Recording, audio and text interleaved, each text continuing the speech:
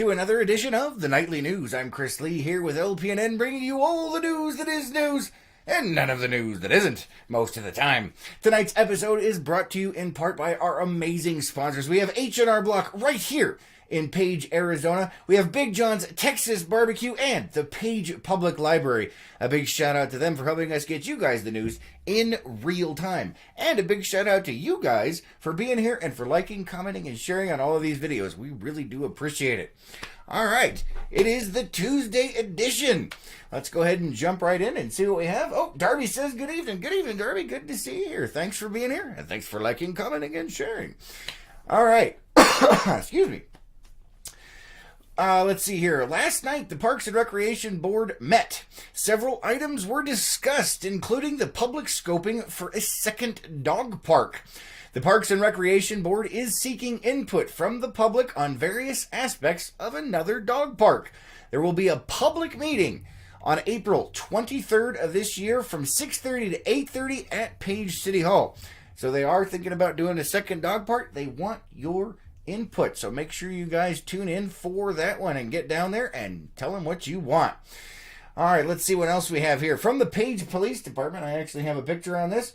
We actually put up a post about this earlier as well. There's been quite a bit of activity on that post, but let's go ahead and bring it up for you guys. From the Page Police Department. The Page Police Department is seeking the community's help in identifying those responsible for defacing the new skate park. The Page Skate Park was vandalized with graffiti overnight on March 29th and again on April 1st. A $200 reward is being offered for information leading to the arrest of the individual or individuals responsible. If you have any information, you can email tips@pageaz.gov. All right, moving on to some other stuff. Let's see what else we have for you guys. Happy Jack. In the afternoon of Saturday, March 30th, Coconino County Sheriffs responded to a report of a dead body at Bly Pit in the Blue Ridge area. According to the Coconino County Sheriff's Office, officers found the body of a woman who shows signs of decomposition. Detectives were unable to locate any identification on the woman and are working in conjunction with the medical examiner's office to identify her. Her death is being treated and investigated as a homicide, and detectives in the medical examiner office are working to identify her. In other news, Zion Mount Carmel Highway. The Zion Mount Carmel Highway, or Route 9 connector, will be closed for 3 weeks, starting April 9th for road repairs. The road was severely undercut after heavy rains earlier in March, and the road will be fully closed from the Zion Mount Carmel Tunnel to Canyon Junction, so crews will be able to remove a section of the existing road and rebuild sections of the road and a retaining wall below the roadway. We do have more information for you from the National Park Service on our website in a press release that they have released. So if you're interested in more of what's going on in Zion, you can check out lakepowellnews.com and get all that information. Michael says, good evening, Chris. Good evening, Michael. Good to see you. Thanks for being here tonight. All right, moving on here. In state news, ice cream regulation. Yesterday, Governor Doug Ducey was at Churn in Phoenix to sign a bill that will help small mom-and-pop ice cream shops and other businesses that manufacture or distribute ice cream or other milk products and sell them on site. The bill ensures proper health and safety oversight, but does not require these businesses to comply with regulations intended for large dairy makers. The bill was introduced by Representative Jeff Wenninger. During the signing, Governor Ducey poked fun at the past as CEO of Cold Stone Creamery before he entered politics. The governor stated, "I have been accused of having a bias towards a favorite dessert, and when I heard that government was getting in the way of Arizonans enjoying delicious ice cream, I knew we needed to act quickly," he said.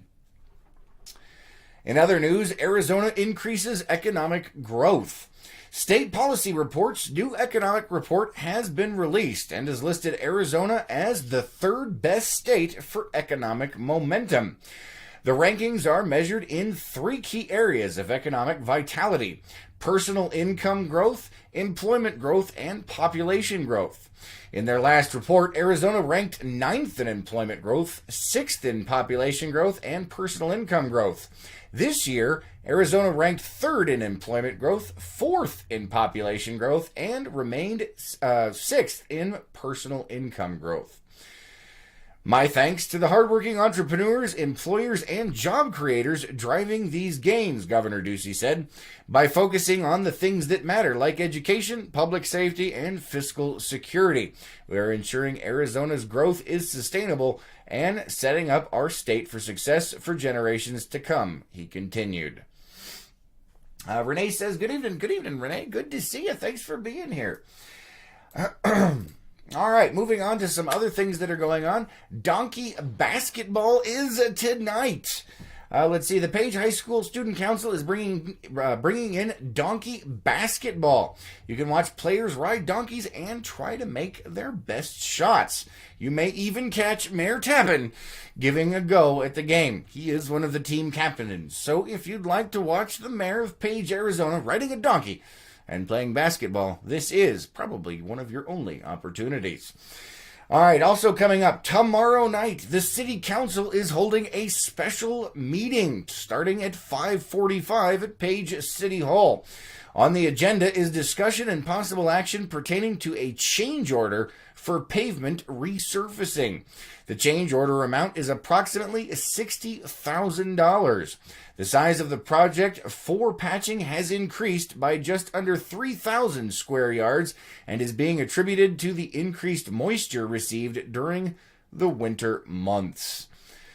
Also coming up, don't forget, guys, the annual Easter egg hunt is April 13th from 9 a.m. to 11 down over at the Page Sports Complex. So look forward to that one. All right, let's go ahead and check and see what the weather has in store for us tonight and for the next few days. We did have an interesting little bit of a sprinkle around here earlier, which was completely unpredicted by the weather professionals, but it is Page, Arizona, and you never know what you're going to get. It does look like tonight we have a low of 47 degrees, tomorrow a high of 68 with a low of 47 and partly cloudy, and it looks like in the wee hours at about 1 a.m. in the morning, we have about a 20% chance of rain, so we'll have to keep an eye on that. On Thursday, we have a high of 71 with a low of 49, and on Friday, a high of 70 with a low of 49. Those temperatures slowly creeping back up. As you can see, next Tuesday, let's see if I can point to it here. Next Tuesday, they are predicting 81 degrees, right before a cold front moves through. So we'll have to see what happens, but it does look like it's finally starting to warm up around here.